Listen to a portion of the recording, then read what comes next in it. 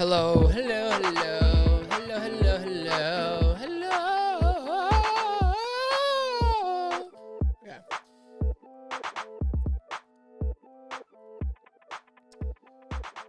Welcome back, guys. Another episode of Ever Changing Vibe. Last week we talked about bringing value, and now I have come down to the studio. I just finished recording a couple of Dragon Ball Z's over for our AOHD channel that I do with Geo.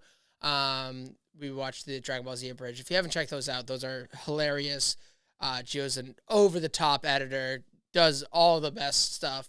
So definitely get a chance to pop over to that channel.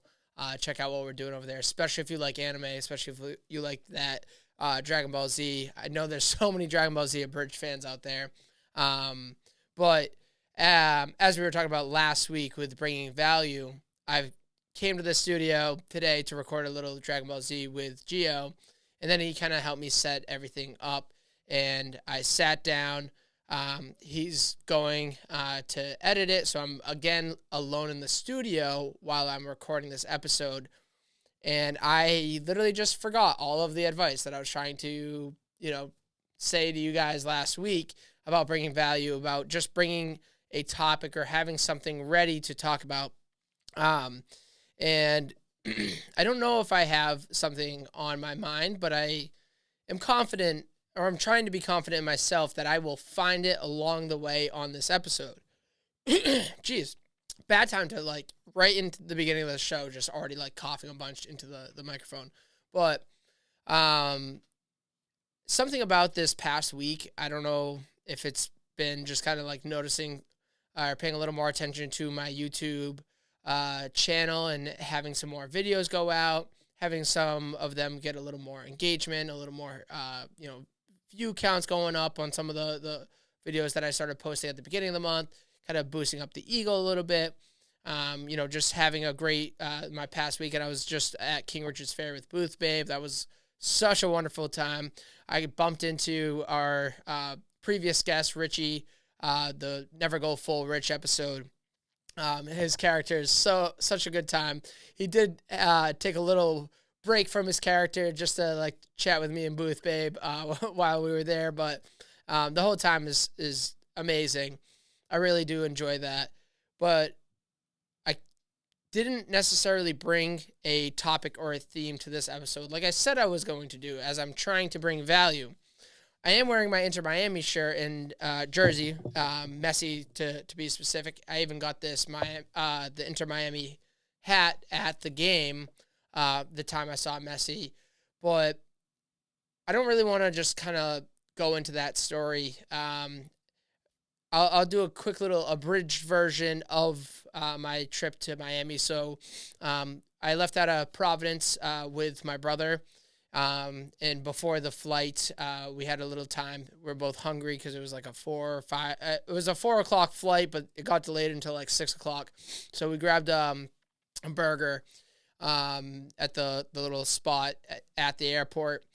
And as we were waiting in line, my brother kind of glances over. He's like, "Dude, I think that's Ty Law." I'm like, I don't even know who that is. Well, I knew who it was. I knew he's a football player, but I don't know why I knew that name. Ty Law is the Patriots Super Bowl winning quarterback. I forget. I think it was the 2004 Super Bowl. I could be wrong. But Ty Law was literally in the airport, and we're like, whoa, that's crazy. He was getting very frustrated because he was also waiting a wicked long time for the same sandwich. And then I started to think about it. I'm like, well, where would a former NFL player, current Hall of Fame, cornerback, Super Bowl champion winning Ty Law be going? And I mean, my best bet would be Fort Lauderdale, going to Miami. That's a pretty big destination. Out of all the other, flights out of Providence that night, it just seemed likely. So we get our sandwich, we get our burger, and we walk over to the gate.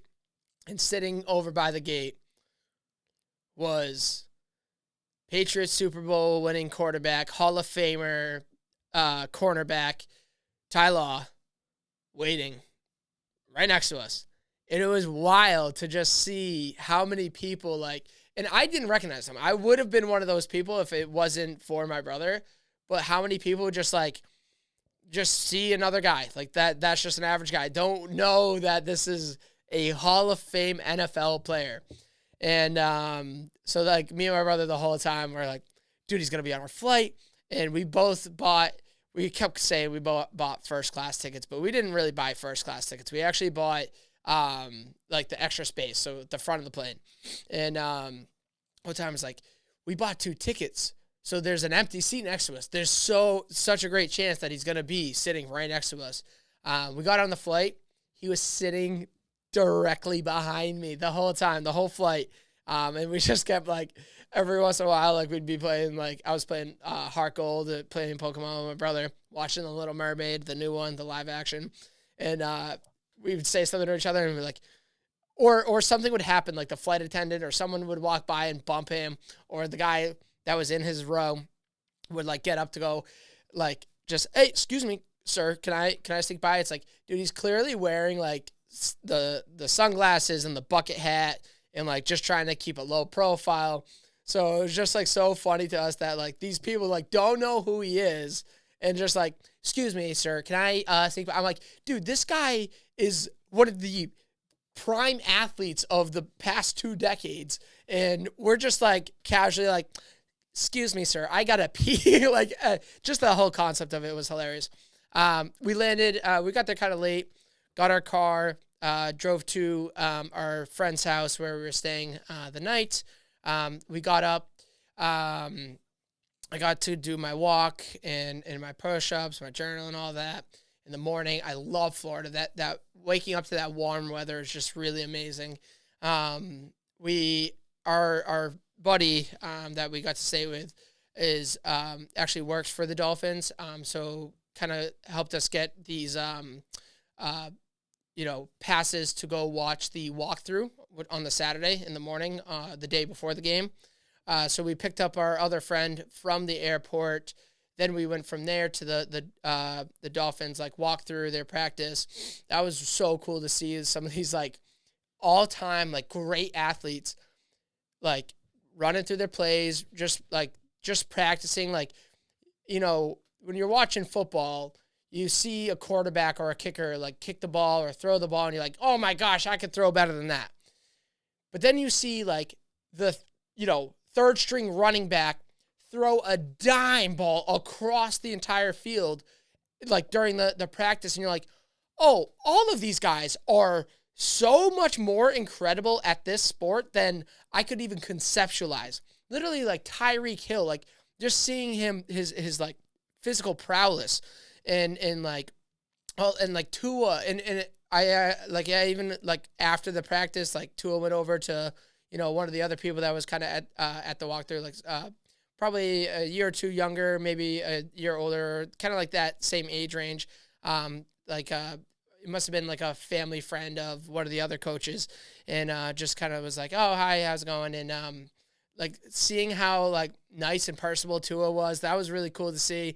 And then like after the practice, seeing like Tyreek Hill and I forget who else was definitely playing. I think it might have been Waddle, playing like I used to call it knockout back when I was playing like basketball and everything, where you start at the free throw line and you shoot, and if you make it, you get to the back of the line, and then the next person shoots, and if you miss, you have to like go and like do a layup or something. Like you have to keep shooting. Oh, that's what it is. You have to keep shooting until you make it, and if the person behind you makes it before you, you're out.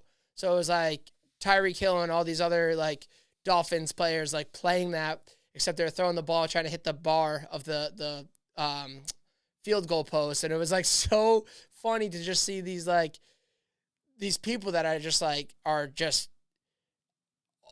all-time ultimate athletes, these like physical prowess, like just goofing around, having a fun time. It was really exciting. It was fun to see. So then after that, we got lunch, and then we got ready. We kind of like hung out for a little bit, kind of relaxed. And then my brother and I went to the Inter Miami game, which was like nerve-wracking at first, because when we got there, Messi had been out for like a 4-game stretch, and leading up to that game, he was, I think he was practicing. He was listed on the practice squad for like a couple days leading up to the game. So it was like we had high hopes, but then he wasn't listed on the starting lineup, but he was listed as a sub. So we get our seats. We look at the bench. It was on the opposite side of the field, so it was actually kind of hard to see, but I'm almost certain I didn't see Messi on the bench. First half, 0-0. The Inter Miami hit the goalpost like 3 times in the first half. Like, amazing, like, build-up play. Like, just watching them move the ball around, it wasn't like some of the Revs games that I've gone to where they're just like, like, oh, that's how quickly can we get it up? Oh, we got it up the field. Let's just shoot. It was like, it wasn't as panicked. It was very like, I don't know. It felt like very European-esque influence in the game, especially Busquets in the middle of the field, like getting to watch. He was honestly one of my favorite players to watch that day. So then in the second half, the whole crowd, the whole first half, the crowd kept chanting Messi, Messi, Messi. And by the second half, he finally came on in like the 10 minutes into the first half or the second half. And the crowd went nuts. Unfortunately, they ended up going down 1-0. Messi had 3 free kick attempts. 2 of them from a really good spot. One of them, I think, got blocked by the wall. And then the other one was chipped over. And then one of them was kind of a little far out. It was a tough free kick to make. But it was so exciting to see the GOAT, like, live in person. I was dreaming about it that night. The next day, we were fortunate enough to go see the Dolphins game, which was one of the most incredible experiences I think I've ever had going to that Dolphins game. We got there an hour or so before the game and found our seats, great seats. Again, my buddy works for them, so got us some really good seats. And it was the game against the Giants. So I was kind of like going into it like, oh, this should be a great game because the Giants kind of suck, so we should see lots of touchdowns. It was actually the same game that Tyreek Hill went to give the ball to someone in the stands, and then someone grabbed it. And then his mom's like, that's my son. And then the guy like realized like, oh, he's giving the ball to his mom. So that game. So if you saw that clip, that's what I'm referring to. I was at that game. Tyreek Hill got a great touchdown. Mostert got a great touchdown. There was the play before I thought was a pass interference. Close. They were close to the end zone, probably like 6 and goal or whatever. And it was a toss to Waddle. It got blocked or something, or he just didn't catch it. I forget exactly what happened, but I thought it was a pass interference. They didn't call it. Next play, they kind of like forced it. It wasn't the same play, but they forced it back to Waddle, and it was returned for a pick 6, and it was like crazy, but it was still so much hype around the stadium. There was a lot of Giants fans too. I was actually surprised. But the whole vibe, the whole entertainment, like seeing all the colors, the stadium, the atmosphere, I was really falling in love. I said it in the beginning, and I say, and I feel like I have to finish the season as a Bengals fan, and we've had some better weeks. Joe Burrow's a little more mobile. He's moving around the pocket. He's becoming the threat that he was last year. The whole team's looking good. They got their bye this upcoming week, so the day that this is coming out, they have their bye. So I'm hoping that extra bit of rest, even though he's already seemed like he's recovered, is going to help them out. Higgins has a little more time to recover. Then we'll have, the full team. Still technically a Bengals fan.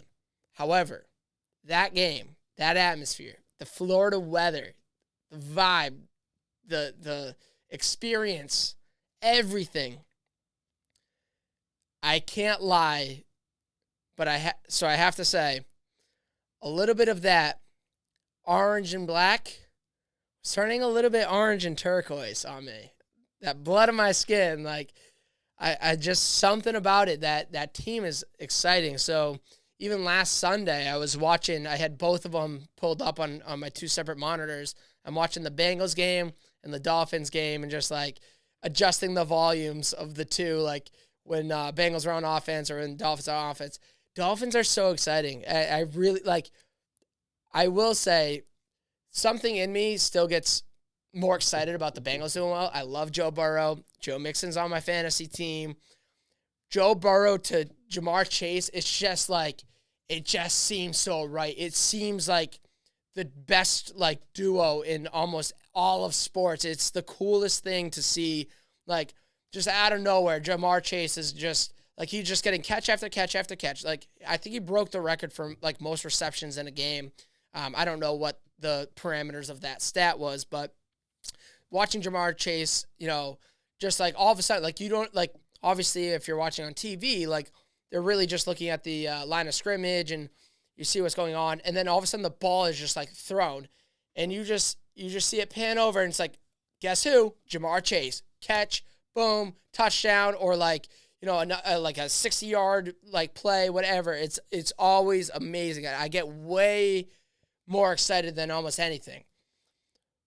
But watching the Dolphins is fun. Dude, they are a fun team. Like that, especially that offense, like the movement before the snap is like, who's going to get the ball? And then there's so much that's happening. And then like, once the ball is snapped, there's still so much that's happening. And it's like, I don't even know who to be watching right now. And then all of a sudden it's like, you see who has the ball and you're like, what the hell? Like, so much shit is happening. So both teams are really fun to watch. I'm going to keep an eye on the Dolphins this season. I'm still rooting for the Bengals throughout the playoffs. If they get knocked, Dolphins are my second team. My Dolphins are the team that I would want to win the Super Bowl if it's not going to be the Bengals. Next year, before the start of the season, I'm going to have to do some deep self-reflection to really decide, was my brother right all along, where I just flip-flop teams willy-nilly, and I become a Dolphins fan for the next season? Or am I really a Bengals fan, and I stick with the Bengals year after year? So we'll have to wait till next season to truly find out, but I hope if you're listening to this, that for the rest of this NFL season, there's a bit of a weird one. For the rest of the NFL season, you're going to hear some excitement about the Bengals and about the Dolphins. I am rooting for both a little bit, okay? I'm going to put more of my eggs into the Bengals basket. I don't know what it is about them, but they get me excited. They just get me excited in this weird way. I can't explain it. I feel like that's what, true fans are. Like the way, like non-bandwagon fans, like people that like just get excited for their teams. I feel like I am getting that same feeling when when my team, the Bengals, are doing well. But the Dolphins are just so fun to watch. Plus, a part of me is kind of like rooting for my buddy, so I kind of want to stick in that camp a little bit. I gotta keep one toe in that camp. And then the last day, it was the long weekend. It was Columbus weekend, or Indigenous Peoples weekend, and our flight was early. I feel like our flight was like noon or something like that. So we got to the airport. We parked the rental car. We went through the airport. We got on our flight. I was playing Pokemon the whole way up, and I felt like the flight went by pretty quick. Granted, my TV, it was like the older model of the JetBlue that we were flying on the flight back, and it didn't have. We got an email saying they're not gonna have Wi-Fi. They did have Wi-Fi. I just didn't really use it. The TV, mine wasn't working for a good third of the flight, and just it was all wonky. The audio sucked. It was instead of the audio that plugs into the TV on the chair, it was the audio that plugged into the arm on the chair. It was the older model, but things worked. I actually enjoyed that flight better. I liked my flight attendant. The only part I didn't like about it was not sitting in the back of the plane, but once the plane landed, how we had to just wait in a very crowded, congested part for I don't know, 10, 15 minutes just standing in the aisle. But that's all I wanted to say. So not so quick recap of that Miami trip. Maybe I'll have to have my brother on to kind of go into a little more details. I don't even know how much of that I can share. So hopefully I didn't overshare. I think it's all pretty normal stuff, or things that I was allowed to say. So back to the point about bringing value. I do want to add a little more onto this. So I'm gonna shift gears a little bit. I talked about how if I just kind of pick a theme or a topic to start kind of riffing about, I can kind of find a groove. And one of the things that I've kind of been applying to myself is this idea of patience. And I was going to kind of talk about how I've been having to apply more focus in my patience, from everything with like when I first started posting these YouTube videos to when I took them down to like reposting the YouTube videos on the other page, and then them not really taking off and not really getting traction, and then how it was really affecting me, and changing, like just really making me spiral downwards. And all that was happening was a lack of patience.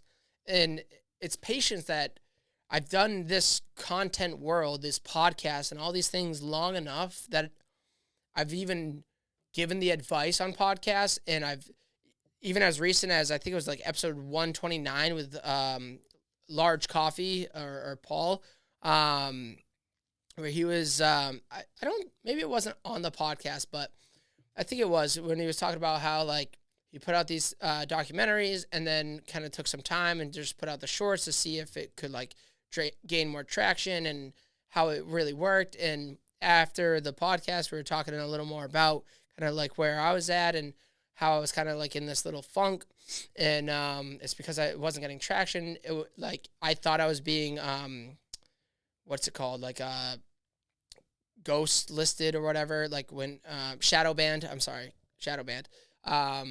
Because people that I knew subscribed were saying that they weren't seeing my stuff, and I started to get like really in my head about it. And then so I stopped looking at my like YouTube creator studio for a couple of weeks, and then I just randomly opened it up like last Saturday or something like that. Just had some time, and I noticed like a couple of my videos really started like popping off. I'm not saying that the engagement is where I want it to be. Like I can't wait till I start getting more likes, dislikes, more comments, more subscribers and all that. But the views were like at a number that like I don't remember AOHD getting to like that quickly. So I was like, wait a minute, maybe I've just been too in my head about this thing, and I just need to be more patient. I need to put out this content and just let it breathe. Let it sit out there. Let it enjoy the world. Let the world find it. And that's when I kind of came up with this new idea. And I was listening to Joe Rogan's recent guest, Jimmy Carr. Jimmy Carr is a great stand-up comic, but a very specific. He's definitely not for everyone. He's a one-liner type of comic, very dark humor. He's a British comic, kind of weird, like cadence and everything, or just not a typical cadence. But I think he's great. I love his jokes, his premises. Says the wrong thing is kind of his shtick. But he's a very well-versed person. So on his podcast, there was a lot of things that were really clicking with me. But one that I've continued to, journal about and think about and apply to my life is this concept or this idea of reinventing yourself. And how he was saying because of Facebook, people don't have the ability to reinvent themselves. It used to be if every human gets a couple chances to reinvent themselves. And the people that don't reinvent themselves kind of get stuck and swallowed up by the person that their confirmation bias and their internal confirmation bias is allowing them to become. And it really was like connecting more of the dots, even more, like things that I didn't know were missing from my conversation with Sean Rivers. on that episode, or even on the episode of his podcast, the Growth by Sean, where, you know, when you're hanging around the same people, like, we were all young, like, in who I was in middle school and high school is so different than who I am now. And if I just kept hanging around those people and only those people, and it's not that I dislike them or like I want to separate myself from them, but if those are the only people that I continue to hang around with, I'm not going to allow myself to kind of escape whatever patterns. That could be good for some people. Some people are creating good habits and good patterns from a young age, and that allows them to spiral upwards. But I can't say I was necessarily becoming a better person the more I hung out with them. And it wasn't allowing me to take a chance and escape and reinvent myself. And I think there's such an importance with reinventing oneself. And that's what, Jimmy Carr was talking about is, and I'm giving a very butchered, abridged version of that conversation, but kind of what I gathered from it is, when you're in high school or up until senior year of high school, you're around the same people. You're inventing yourself that time. A lot of people have their first chance at reinventing themselves when they go away to college or they go into the workforce, where all the new people that you're about to meet have no idea who you are. So if you want to be, a comedian, you want to be the funny one in the group, now you have a chance to reinvent yourself. Now you can be the funny one of that group. Whereas, if you went from high school and you in the same group of 100 plus people continue to, all of you worked in the same town, now when as you get older, it's not like you can go, oh, guys, I'm the funny one of the group. Or I think a better example would be, all my friends in high school, and I feel like I get, choked up or swallowed up by this, even just visiting my hometown and going through or seeing some old people. I kind of revert back to my old ways where they never saw me as a podcaster. So of course I could never be a podcaster to them. But on the internet, I've had a chance to reinvent myself. I subconsciously, I had other reasons when I did it, but I knew that there was a purpose or a value to creating wALiE and not really advertising it or putting it out and blasting it through my personal page where, especially my Instagram, I knew I had a lot of followers. I had a lot of people that already knew who I was. It's just harder. It's weird to reinvent yourself. Oh, guys, I'm a podcaster now. And they're always going to see you as the kid from high school who now does a podcast. But anybody who's found this channel, who has no idea who I am, never knew me before, you just popped into one of my YouTube videos and now you're watching one of my podcasts, I've reinvented myself and I truly am a podcaster now. And that is who I want to be. And you don't know the other, the way I was before. And it's not you can only see me as a podcaster. Whereas if I then try to reinvent myself in a new lane and, in 2 years, I try to be, the next Call of Duty streamer, all the people that follow me and love me on the YouTube stuff, yeah, sure, some of them will cross over and be nah, we stick with wALiE, we like that stuff, but it's going to be hard for them to allow me to reinvent myself. They're I already know who this guy is. This guy is the podcaster. That's how I know him. And I'm sure, as I'm talking about this, you're picturing people in your life that, I've always known as this thing. And, I haven't talked to them in a while, but they've started a podcast and, they take that podcast super seriously. But you still don't see them as a podcast. You still see them as that buddy you met in sixth grade math class that you guys really clicked, and then you guys had your first sleepover. You guys became best of buds all throughout high school. You have someone like that, let's say. And now you haven't seen them you guys moved away, kind of like went your separate ways in college, and we're off doing your own thing. Kind of try to stay in touch, and just life happens. Now you see them posting about their podcast, their YouTube channel, their Twitch stream, their whatever. You can see like, oh, they do that. My sixth grade math friend does Twitch, but you don't see them as a Twitch streamer. You don't see them as a podcaster.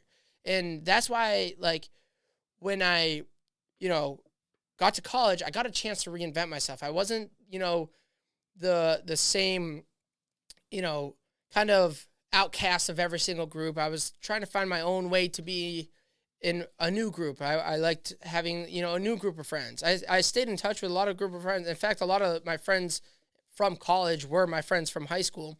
And then after that, I went into the workforce and I started to, make some other friends. And then, but I was really still hanging around the same group of people. And I still love hanging out with them. I've had some, great times. I still hang out with them when I can. But I'm still the same person that was like friends with them in high school. Whereas, like someone like Gio, I met him through podcasting. So he's kind of always seen me as this podcaster.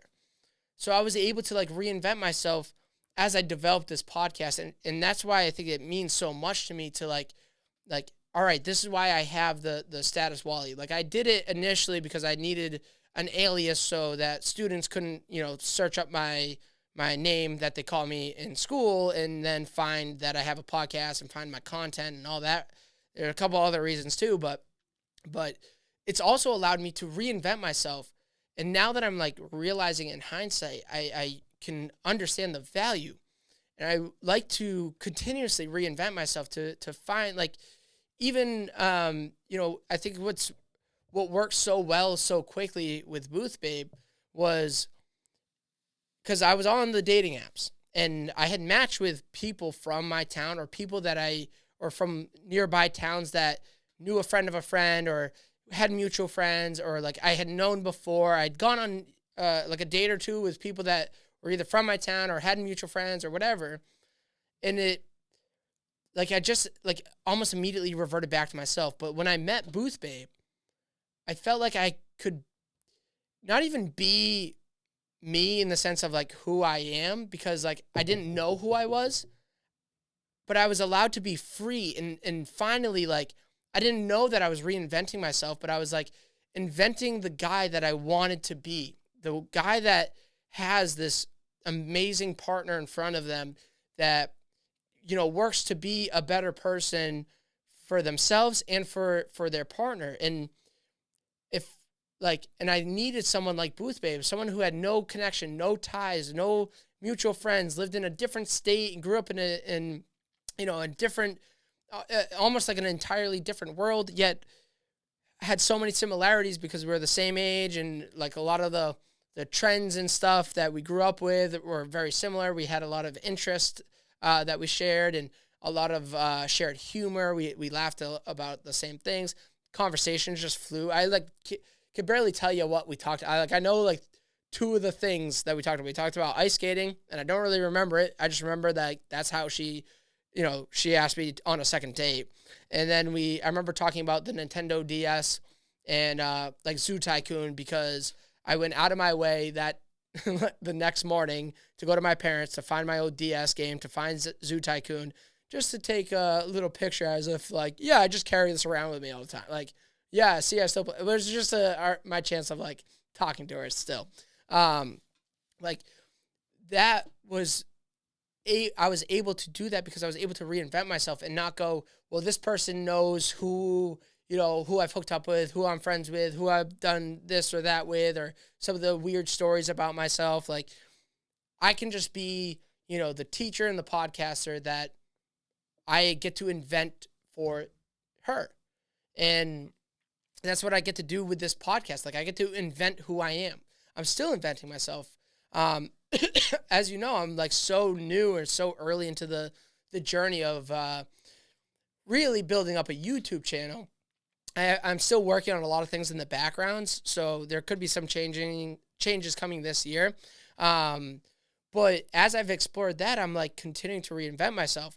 In fact, I even have this is a major teaser.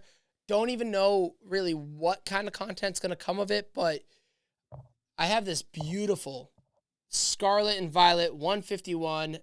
It's the new set of Pokemon. It's got such a vintage, nostalgic feeling. And I decided to try to build content around this, but I've talked about it a lot on the podcast where like I've just found this weird hobby, which to me is very different than passion. Like the podcast, the content creation, like that's my passion, but like cards is my hobby. It's a thing that like I don't work for. I don't do like I only do it just to put a more of a smile on my face, a bigger smile more often. I love opening packs. I love collecting cards. I love collecting things. Even when I'm playing Call of Duty, the reason why I try to complete the battle pass is so I can collect all the skins and guns and whatever. I try to get all the gold camos because like I feel like I'm building that collection. So I started working on the collection, or just I mean I was already collecting a lot of Yu-Gi-Oh cards and stuff, and then this set came out, and I'm like, oh my gosh, it's the 151. This is so nostalgic. I love this set. I love the idea. I saw some of the cards like before the release because it was actually released. The Japanese set was released like a year ago, and they finally released the English version. First day, first day it was released in the English version. I went to the store and I bought a couple things, and then the more I got into it, I'm like, you know what? I want to create a little like challenge, a little project, but like a hobby project, not a project like I'm doing with the YouTube and with the podcast and all that. I'm trying to create a little project for myself where my goal is to complete the set. So I'm not going to go flip through the whole binder today, but I've started this set. I've opened up an ultra premium box, which is like the really big expensive one. This binder was another collection. It came with 4 packs. And I've opened up, I think the poster collection, and I think that's it. And maybe just a couple extra booster packs. And my goal is to complete the set. And I know there's a lot of ways to complete the sets. The more I look into it, the more I'm like, oh no, I don't know if I want to take on this challenge. So I'm kind of creating my own little challenge for this set where I'm going to try to complete the Professor Oak set. So 151 Pokemon, but there is 165 cards in the set. 165 cards in the set because there's also like 14 trainer cards. So I began the set. My goal is to get at least a holo. I know there's the holo and the reverse holo of every card, but I have most of them here, but there's even some just Pokemon that I don't even have yet. Like, so I started using the same collection binder to collect all the cards and put them in the order that I see them. And I've been fortunate enough to pull a couple of the secret rares, which are like the card arts or the full arts that are not listed in the 165 card list. But there are additional cards that you can collect. The most expensive card in the set is a secret rare. It's the Charizard that like is him above the like cliff or the mountains just like flying. But I do have like a full card art secret rare like Dragonair. I have the Omnimite. I have both the Zapdos EX full the full artwork as well as the full card art. And then it goes all the way up to, I think the last card in the set is 207 of 165. So I've been able to get a good chunk of the collection out just in a couple of boxes. This set's been really fun to collect. I'm going real like collecting nerd on this one, where I've bought 2 of every like collection. So I have another binder. It's actually behind me. It's part of the studio. It's part of the set. I don't intend on opening it. The same box set with the packs.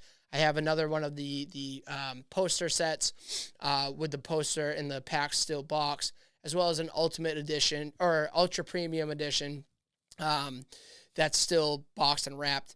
But then I like to also open up like one of each. I'm just trying to grab this. So as I showed you the mat, but I also have the box.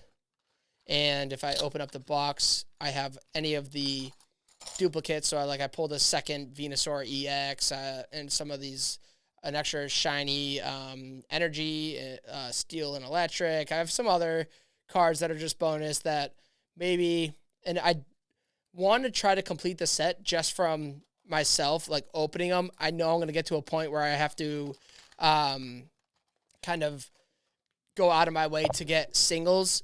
My goal right now, and I might have to alter my goal if this collection takes too long, is to get every single card from the set by either opening them or trading for the cards. I don't want to just go out of my way and spend $120 on the Charizard EX card just to say, all right, I can add it to my set. If it's the last card that I'm trying to get, I might do that. But for now, this is me trying to reinvent myself. You guys, a lot of you I know have been along this journey for a while now. And I appreciate everyone who's stuck around, not just on this episode, but listening to many of the other episodes or checked out any of the other YouTube channels or the Instagram. I appreciate all the love, the support. I even appreciate the hate, as I kind of went into a little bit on the last one. So if you have some extra time, don't forget to rate and review on Apple Podcasts, Spotify, wherever you listen to this. If you're on YouTube, like down below, subscribe if you enjoyed this podcast and this episode or any of the other content. Leave a comment down below. What else would you wish I talk about more? Is there anything that you would like to know? I don't know, whatever else you comment. I honestly, and this is what I said on the last one, I don't want you to just rate me 5 stars, just rate me 5. Like, give me an honest rating. Give me some honest commentaries, some honest comments down below. Tell me what you think about this podcast. What do you think about me as I try to reinvent myself? I really love the feedback. Like the video or dislike the video. All engagement is good engagement, in my opinion. It gives me a lot of information to work with. Even if it hurts the algorithm, I'm happy to have someone, take the extra time out of their day to let me know how they feel. So another episode underway, under wraps. Thank you guys for listening. Peace.